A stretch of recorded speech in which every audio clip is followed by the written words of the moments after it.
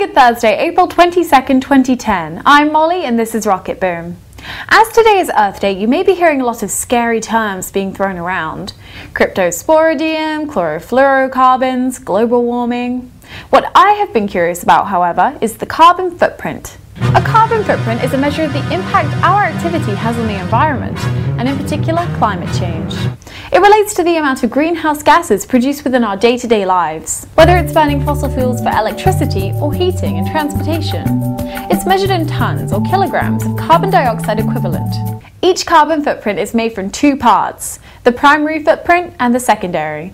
The primary footprint is a measure of direct CO2 emissions from the burning of fossil fuels, for example, driving your car or taking a flight on a plane.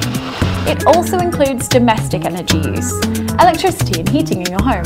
The secondary footprint is a measure of your indirect carbon dioxide emissions. This is associated to every single product that you use, and the association to their manufacture and eventual breakdown. The more we buy, the more emissions we cause, and the greater our carbon footprint becomes. The nation with the greatest annual average carbon footprint is Qatar, with over 40 tons, followed by the United Arab Emirates with 28 tons, and Kuwait with 25 tons. The US is fifth on the list with almost 20 tons annually, whereas the average worldwide footprint is only about 4 metric tons. To better digest what parts of our lifestyles cause the greatest impact on our personal carbon footprints, there are many services and websites that help to calculate an annual estimate.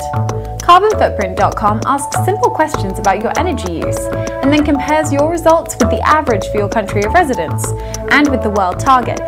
iCarbonCalc is a free iPhone application that allows you to input the energy you use domestically and in transit. What can you do about it? Similar calculator services like EcoNeutral offer you the chance to offset your carbon footprint. How else? Money. So aside from the obvious, you've probably heard of or already do some of the recommended things to prevent excess carbon emissions.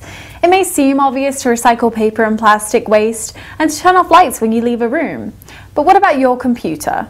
I'm definitely guilty of closing my laptop without powering it down first. And I know I'm not the only one. The average desktop computer with a 17-inch monitor needs between 150 and 350 watts of electricity while being actively used.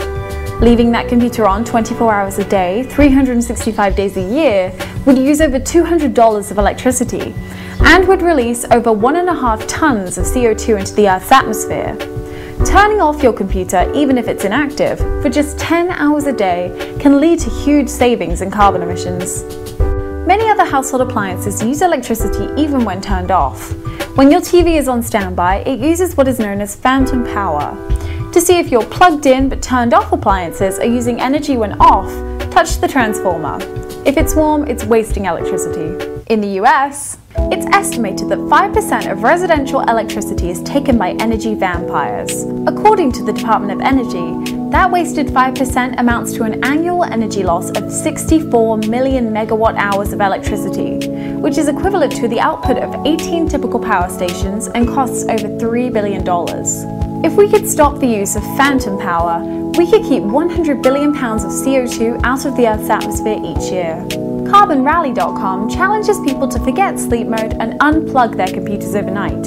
In my opinion, it's a challenge worth taking. There are obviously other good things you can do, such as buying organic and local produce, installing energy-efficient light bulbs, and buying products that use less packaging. But why not start with this?